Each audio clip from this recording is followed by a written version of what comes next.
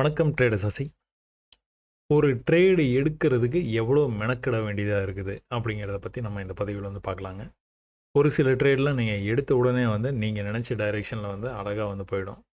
ஒரு சில ட்ரேட் அதை இப்போ எடுத்த ட்ரேடெல்லாம் வந்து ரொம்பவே வந்து மெனக்கிடலுக்கு அப்புறமா தான் வந்து இது நடக்குமா நடக்காதா ஒரே கன்ஃபியூஷனாகவே இருக்கும். மணிக்கணக்கில் வந்து போய்க்கிட்டே இருக்கும். ஆனாலும் வந்து ப்ரைஸு உங்களுக்கு சாதகமாகவும் போகாது, பாதகமாகவும் போகாது. ஒரே இடத்துல அப்படி நின்றுட்டே இருக்கும். ஸோ அந்த மாதிரி சில நேரங்களில் வந்து அமையிறது உண்டுங்க. அப்போ இன்றைக்கி வந்துட்டு இந்த சார்ட்டில் நீங்கள் பார்த்துக்கிட்டிங்கன்னா காலையிலேயே நம்ம வந்து ட்வீட் வந்து போட்டிருக்கோம். என்ன அப்படின்னா எக்ஸ்பெக்டட் ஏ ரிவர்சல். இந்த ரிவர்சல் வந்து ரொம்ப நாளாக வந்து நம்ம வந்து சொல்லிகிட்டே இருக்கிறோங்க. இந்த இடத்துல இருந்து ஒரு சப்போர்ட் எடுக்க வாய்ப்பு இருக்குது. ஏற்கனவே இந்த இடத்துல எதிர்பார்த்தோம், நடக்கலை. இந்த இடத்துல சப்போர்ட் எடுக்க வாய்ப்பு இருக்குன்னு பார்த்தோம். இந்த சப்போர்ட் எடுத்துகிட்டு எதிர்பார்த்த மாதிரியே ப்ரைஸ் வந்து மேலே வந்துகிட்டு இருந்ததுங்க. உடனே நம்ம இந்த ட்ரெண்ட் லைனை வந்து போட்டுட்டோம். இந்த ட்ரெண்ட் லைனை போட்டுட்டு இந்த ரெசிஸ்டன்ஸ் லெவலையும் வந்து மார்க் பண்ணி வச்சுட்டு இந்த ட்ரெண்ட் லைனு இந்த ரெசிஸ்டன்ஸு ஸோ கான்ஃபிடன்ஸ் ட்ரேட் நடக்கிறதுக்கான வாய்ப்பு இருக்குது. இங்கேருந்து வந்து ப்ரைஸ் வந்து கீழே ரொம்ப தூரம் இப்படி கூட வரலாம். அப்படின்னா இந்த இடத்துலேருந்து சின்ன ரிஜெக்ஷன்லேருந்து இப்படி வந்து மேலே போகலாம். இல்லை ஈக்குவல் லெவல் வரைக்கும் வந்துட்டு கூட மேலே போகலாம். ஸோ ட்ரெண்ட் லைன்ஸ் வந்து வரைஞ்சோன்னா எப்போவுமே வந்து நடக்கிற அந்த விஷயம். ஸோ இதை எதிர்பார்த்து காத்துக்கிட்டு இருந்தோம். அதுக்கு ஏற்ற மாதிரியே வந்து ப்ரைஸ் வந்து இன்றைக்கி காலையில் வந்து பிஹேவ் பண்ணுச்சுங்க. என்ன அப்படின்னு பார்த்துக்கிட்டிங்கன்னா டேயில் வந்து நம்ம ஒரு ட்ரெண்ட் லைன் வரைஞ்சி வச்சு பார்த்தீங்களா, அந்த ட்ரெண்ட் லைனுக்கு கரெக்டாக வந்து வந்தது. அந்த லெவலுக்கு மேலே வந்து ப்ரைஸ் வந்து போகவே இல்லை. ஸோ இது வந்து ஒரு பர்ஃபெக்ட் செல்லிங் லெவல்ஸ். ஏன் அப்படி சொல்கிறோம்? டே உடைய ஹையர் டைம் ஃப்ரேமுடைய ட்ரெண்ட் லைன் வந்து ரொம்பவே பக்கத்தில் இருக்குது. அங்கேருந்து ரிஜெக்ட் ஆகும்னு எதிர்பார்த்துட்டு இருக்கோம். அது மாதிரியே வந்து ப்ரீவியஸ் ஹை வருது. அந்த ப்ரீவியஸ் ஹையில் செல் ட்ரேட் எடுக்கிறோம். இந்த செல் ட்ரேட் எடுத்ததுக்கப்புறம் என்ன நடந்திருக்கு பாருங்கள். ஒரு 10 நிமிஷம், 20, 30, 40, அப்புறம் 50, 60, 70, 80, ஒரு 90 அப்புறமா தான் இந்த லெவலையே வந்து கட் பண்ணியிருக்கேன். அப்போ எவ்வளோ நேரம் ஆயிருக்கு? 1.5 மணி நேரம் ஆயிருக்கு. 1.5 மணி நேரமாக நம்மளை வந்து காக்க வச்சிருக்கிறான். இவன் மேலே போயிடுவானா, இல்லை கீழே நம்மளுக்கு ஏற்ற மாதிரி நம்ம செல் ட்ரேட் எடுத்துருக்கோம், அதுக்கு ஏற்ற மாதிரி கீழே போவானா, டே ட்ரெண்ட் லைன் வேறு இங்கே இருக்குது, இவன் என்ன இதே மாதிரி வந்து பண்ணிகிட்டே இருக்கிறான், எங்கேயும் எந்திரிச்சு போக முடியாது, ஸ்டாப் லாஸ் போட முடியாது. ஸ்டாப் லாஸ் போட்டிங்கன்னா வந்துட்டு ஹிட் பண்ணிவிட்டு அவன் கீழே போய் க்ளோஸ் வச்சுப்பான். இங்கே பாருங்கள், பாடி லெவல் இங்கே தான் க்ளோஸ் ஆகிருக்கு, ஆனால் விக்கு வந்து மேலே க்ளோஸ் ஆகிருக்கு. பாடி லெவல் உள்ளேயே தான் க்ளோஸ் ஆகிருக்குது, ஆனால் விக்கு வெளியில் எட்டி பாட்டு போயிருக்கான் பார்த்தீங்களா. ஸோ நீங்கள் உட்காந்து தான் அவனை, வேறு வழியே இல்லை.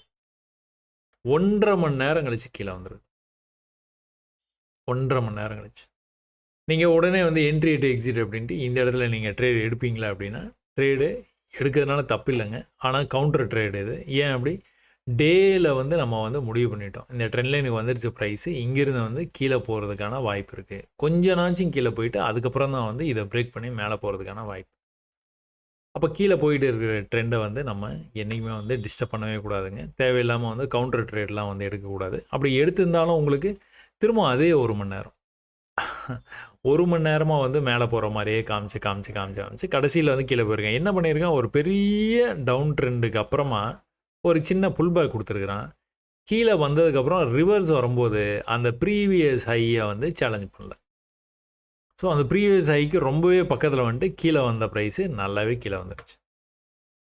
கீழே வந்து இந்த இடத்துலேருந்து ஒரு சின்ன ரிவர்சல் வந்து ட்ரை பண்ணியிருக்கான். அதுக்கப்புறம் வந்து ட்ரெண்டை கண்டினியூ பண்ணியிருக்கான். ரிவர்சல் ட்ரை பண்ணியிருக்கான், ட்ரெண்டை கண்டினியூ பண்ணியிருக்கான். இப்படி வந்தோடனே நம்ம வந்து என்ன முடிவு பண்ணிடுறோம், இந்த இடத்துல ஒரு ட்ரெண்ட் லைனை வந்து வரைஞ்சி வச்சுக்கிறோம். எதுக்காக அப்படின்னா, இந்த ப்ரைஸ் வந்து இப்படி மேலே வரும். இப்போ டேயில் எப்படி மேலே வரும்னு எதிர்பார்த்தோம், அதே மாதிரி வந்தது பார்த்தீங்களா? அதே தான் 5 மினிட்ஸ்லேயும். அப்போ 5 மினிட்ஸில் இந்த இடத்துக்கு வந்ததுன்னா அடுத்து என்னது? அடுத்து கொஞ்சம் வந்து ரிஜெக்ஷன் ஆக வாய்ப்பு இருக்குது இப்படி மேலே போகிறதுக்கு முன்னாடி. அப்படி இல்லைன்னா நல்லாவே கீழே வரைக்கும் வர வாய்ப்பு இருக்குது இப்படி மேலே போகிறதுக்கு முன்னாடி. சரிங்களா? இந்த அளவுக்கு வந்து நம்ம ஃபஸ்ட்டு ட்வீட்லேயே வந்து விஷயத்தை வந்து ஷேர் பண்ணிக்கிட்டோம். அப்போ 2வது ட்வீட் அப்படின்னு வந்து பார்க்கும்போது நீங்கள் பார்த்துக்கிட்டிங்கன்னா, இந்த லெவல்ஸ் வந்து மார்க் பண்ணியிருக்கோம். இந்த இடத்துல ஒரு லெவலு, அடுத்து வந்து இந்த இடத்துல ஒரு லெவல். 2 லெவல்ஸ் வந்து மார்க் பண்ணியிருக்கோம் பார்த்தீங்களா? அப்போ இப்படி வந்து ட்ரெண்டாகி வந்துகிட்டு இருக்கிற ப்ரைஸு இங்கே போகிறதுக்கு முன்னாடி நிறைய சான்ஸ் இருக்குது. ஒருவேளை போச்சுன்னா கூட திரும்ப ரிவர்சல் வரும்போது நிறைய சான்ஸ் இருக்குது. என்ன அப்படின்னா, இது ஒரு சப்போர்ட் லெவலுங்க. இன்னொரு சப்போர்ட் லெவல் இங்கே இருக்குது. இதுக்கு கீழே இருக்கிற லிக்விடிட்டி இல்லைனா இதுக்கு உள்ளே இருக்கிற லிக்விடிட்டி எல்லாத்தையும் கிராப் பண்ணிட்டு போகிறதுக்கான வாய்ப்பு நிறையா இருக்குது. அந்த மூவ் எப்படி நடக்கும்? குயிக்காக நடக்கும் அப்படின்னு வந்து நம்ம வந்து ஒரு ட்வீட் வந்து போடுறோங்க. இம்மிடியேட்டாக வந்து என்ன நடந்திருக்குதுன்னு பார்த்தீங்க அப்படின்னா, அந்த லெவல்ஸுக்கு கீழே எவ்வளோ குயிக்காக வந்து ப்ரைஸ் வந்து போயிட்டு ரிவர்ஸ் வந்து மேலே வந்திருக்கான் பாருங்க. வந்துட்டு என்ன பண்ணியிருக்கான், நம்ம எதிர்பார்த்த மாதிரி ட்ரெண்ட் லைனுக்கு வந்துட்டான். இந்த ட்ரெண்ட் லைனுக்கு வந்தவன் ப்ரீவியஸாக மேலேருந்து விழுந்து ஒரு சின்ன ரிவர்சல் கொடுத்துட்டு இப்படி வந்திருக்கான் பார்த்தீங்களா. அப்போ மேலே வரும்போது என்ன பண்ணணும், இதை கட் பண்ணணும். அப்படி தானே? இதை கட் பண்ணால் என்ன பண்ணுவோம், அப்படியே மேலே போவோம். கட் பண்ணல அப்படின்னா கண்டிப்பாக கீழே வரும். நம்ம என்ன எதிர்பார்த்தோம், ட்ரெண்ட் லைன் வந்து போட்டு வச்சுருக்கிறோம். ஃபஸ்ட் டைம் வந்து ரிஜெக்ட் ஆகிருக்கு, செகண்ட் டைம் ரிஜெக்ட் ஆகிருக்கு, தேர்ட் டைமும் ரிஜெக்ட் ஆகணும். இப்போ டேயில் இங்கேருந்து தான் ரிஜெக்ட் ஆகி வந்துட்டு இருக்கு. இது 5 மினிட்ஸு. 5 மினிட்ஸ்லேயும் அதே மாதிரி தான் வேலை செய்யும் ட்ரெண்ட் லைன். அப்போ மேலேருந்து வந்து பொறுமையாக கீழே வந்துட்டு இருக்குது. இந்த லெவலை எக்காரணத்தை கொண்டும் கட் பண்ணக்கூடாது. அப்போ நம்ம என்ன எதிர்பார்க்கலாம், ஒருவேளை இந்த இடத்துக்கு வந்தது அப்படின்னா நம்ம ட்ரேடை வந்து என்டர் வந்து பண்ணலாம்.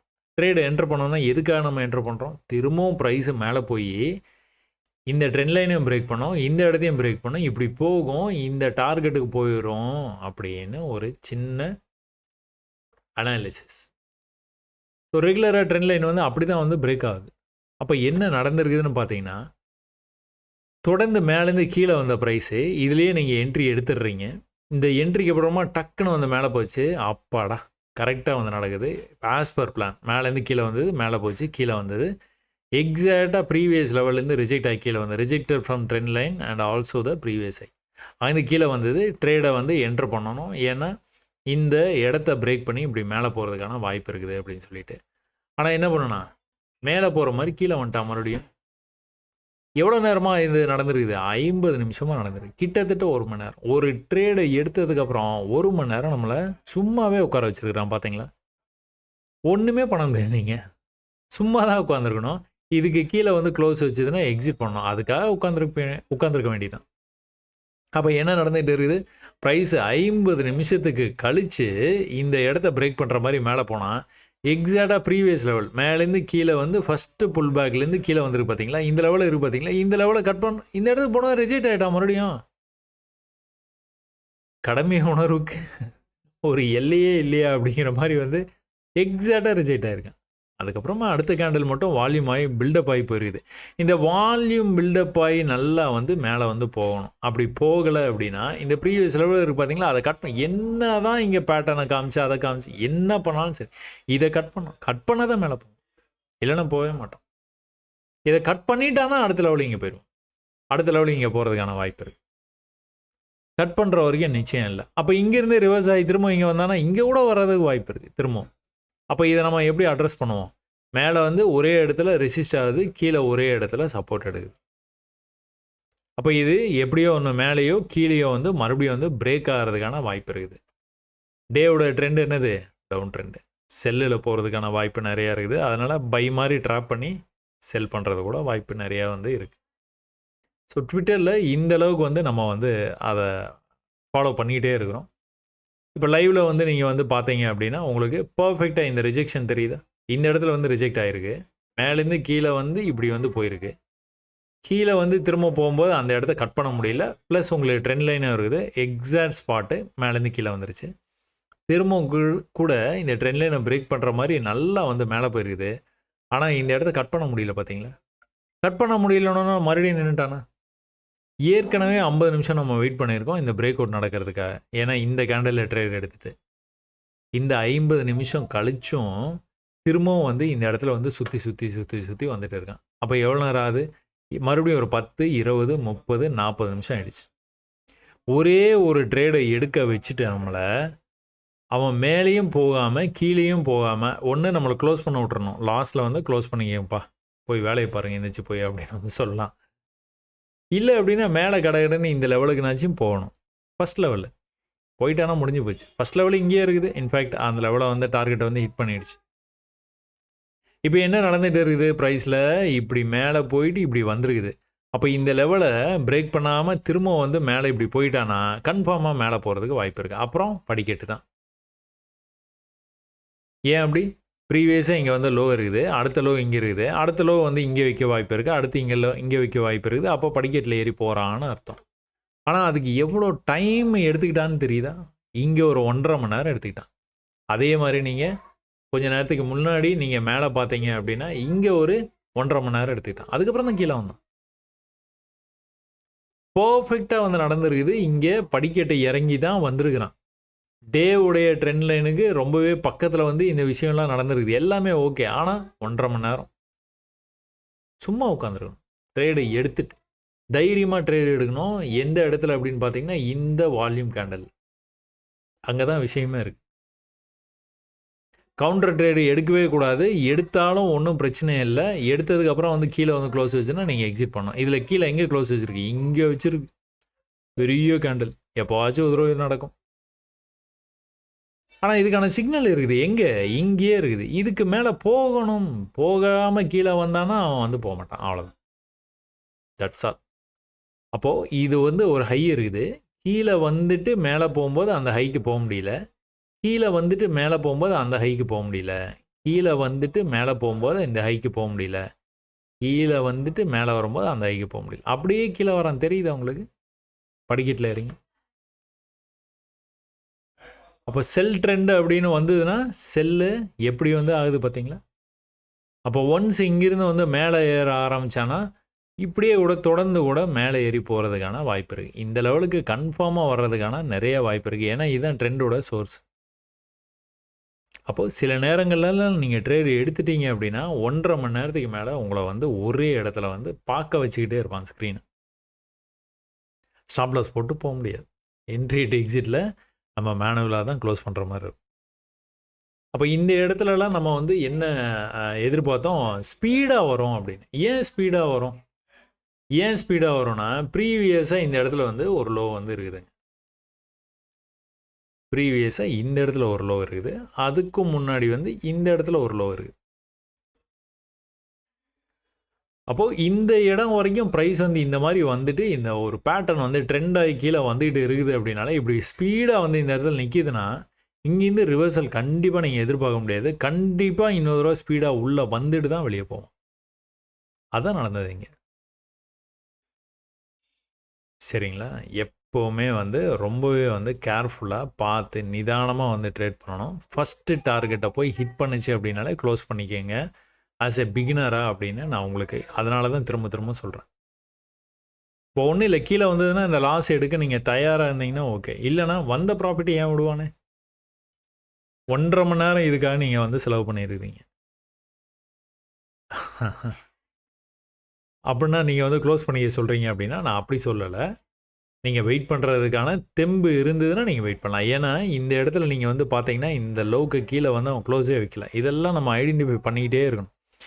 இந்த லெவலுக்கு கீழே இன்னும் வந்து கீழே வந்து க்ளோஸ் வைக்கவே இல்லை. மேலே போகணும். இப்போ ஒன்றுமே இல்லை, இங்கேருந்து இப்படி வந்துருக்கிறான். இப்படி வந்துட்டு இந்த இடத்துல நின்றுட்டு இருக்க ப்ரைஸு இப்படி மேலே போகணும். இந்த ஹையை ஒரு தடவை வந்து பிரேக் பண்ண முடியல, 2வது தடவை பிரேக் பண்ண முடியல, 3வது தடவை வரும்போது வந்து அதாவது கண்டினியூஸாக வரும்போது 4வது தடவை வரும்போது வந்து பிரேக் ஆகி போச்சு அப்படின்னா நல்லா மேலே போக வாய்ப்பு இருக்குது. ஸோ ஒரு ட்ரேடு எடுத்ததுக்கப்புறம் எவ்வளோ மெனக்கெட வேண்டியதாக இருக்குது அப்படிங்கிறத நீங்கள் இதன் மூலமாக வந்து தெரிஞ்சுக்கலாம். சும்மா ஒரு ஷார்ட் ஸ்டோரி உங்களோட ஷேர் பண்ணணும்னு தோணுச்சு. டக்குன்னு வந்து ஷேர் பண்ணியாச்சு. அதே மாதிரி தான் வந்து நேற்றைக்கும் வந்து உங்களுக்கு வந்து நடந்திருக்கு. எல்லாமே நான் வந்து ஃபாரெக்ஸ் சேனலில் வந்து உங்களுக்காக ஷேர் பண்ணுறேன். இந்த சேனலில் எதுவுமே இதை பற்றி சொல்கிறது இல்லை. அதனால் டக்குன்னு வந்து உங்களுக்கு சொல்லணும்னு தோணுச்சு. மேலே இந்த ஹைக்கு போயிருக்கான். அடுத்து இந்த ஹைக்கு போயிருக்கான். அடுத்த தடவை போகும்போது அடுத்த லோ வச்சுட்டு போகும்போது ஈக்குவலாக போயிட்டான். என்னதான் அவன் கீழே திரும்பவும் வந்தாலும் இவன் பையிங் இன்ட்ரெஸ்ட் அதிகமாக இருக்குங்க இதுலேயே தெரிஞ்சிருச்சு. அழகாக மேலே போயிட்டான். மேலேருந்து கீழே வரும்போது எப்படி வந்தான்? அலையாக வந்தான். படிக்கட்டில் இறங்கி இறங்கி இறங்கி இறங்கி வந்தான். இங்கே தான் படிக்கட்டு ஈக்குவலாக வந்தான். அடுத்து வந்து மேலே ஏற ஆரம்பிச்சிட்டான். கீழே இருக்க லோ வந்து கட் பண்ணியிருக்கவே மாட்டான். ஸோ புரிஞ்சிருக்கும்னு நினைக்கிறேன். எவ்வளோ மெனக்கெடணும், எவ்வளோ வெயிட் பண்ணணும் அப்படின்ட்டு. ஸோ குயிக்காக வந்து ட்ரேடிங் பண்ணிடலாம் அப்படின்னு நினச்சிங்க. குயிக்காக வந்து இதை வந்து புரிஞ்சுக்கலாம். இதை புரிஞ்சுட்டு ஈஸியாக குயிக்காக வந்து சம்பாரிச்சிடலாம் அப்படின்னு வந்து யாராச்சும் உங்களுக்கு அட்வைஸ் பண்ணியிருந்தாங்க அப்படின்னா அது ரொம்பவே தப்புங்க. நீங்கள் இதை கற்றுக்கிறதுக்கே ரொம்ப ரொம்ப நாள் ஆகும். நிறைய பயிற்சி பண்ணணும். 6 மாதம், 1 வருஷம், சில பேருக்கு 2 வருஷம் கூட ஆகும். கற்றுக்கிட்டதுக்கப்புறமா அதுக்கப்புறமா இந்த மாதிரி நீங்கள் ட்ரேடு வந்து எடுத்து சரியான இடத்துல எடுத்துட்டிங்கன்னா கூட இந்த மாதிரி வந்து டைம் வந்து 1.5 மணி நேரம் 2 மணி நேரம் சும்மா பார்த்துட்டு இருக்க மாதிரி இருக்கும். சரிங்களா? அப்போது புரிஞ்சிருக்கும்னு நினைக்கிறேன். இவ்வளோ நேரம் என்னோட இந்த ஸ்க்ரீனை வந்து பகிர்ந்துக்கிட்டதில் ரொம்ப நன்றிங்க. வணக்கம்.